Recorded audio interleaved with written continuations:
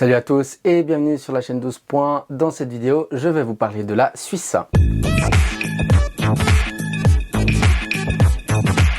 Depuis 2019, le représentant et la chanson helvétique sont choisis en interne par la SRG SSR et cette méthode fonctionne très bien avec depuis 100% de qualification et même une 3e place durant la finale de 2021 à Rotterdam avec la chanson en français Tout l'univers de John Steers. C'est Nemo qui représentera le pays gagnant de la première édition de l'Eurovision à Malmö en mai prochain. Nemo, de son nom complet Nemo Mettler, est né le 3 août 1999 à Bienne.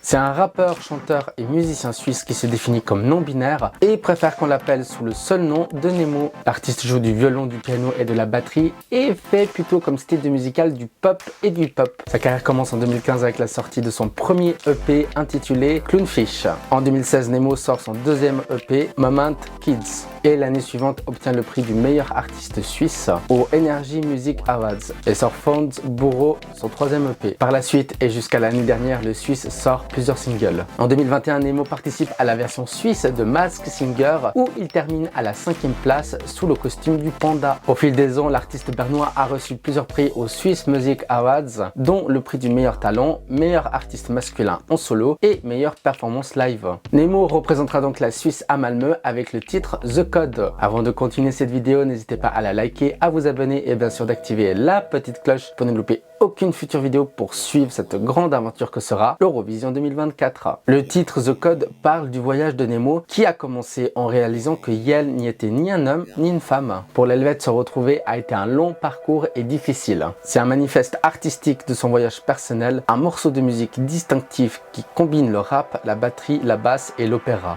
Ce n'est pas seulement une chanson, mais un espace sûr à travers lequel chacun peut trouver sa vérité. La vérité de Nemo se situe entre les 0 et les 1 du système binaire. L'histoire personnelle de Nemo devient donc un récit universel, un appel à chacun à craquer son propre code et à entrer dans le royaume de l'authenticité. C'est super que le pays sorte de sa zone de confort en envoyant une proposition différente de ces dernières années. Même si cette chanson est en anglais comme les 2 années précédentes. La chanson et le clip sont très bien faits, l'air reste dans la tête. Mais personnellement, ce n'est pas la chanson de cette édition 2024 que je vais écouter le plus. Il y a d'autres propositions qui retiennent plus mon attention. La voix de Nemo est belle et professionnelle, mais le rythme et les sonorités de la chanson, je suis moins fan.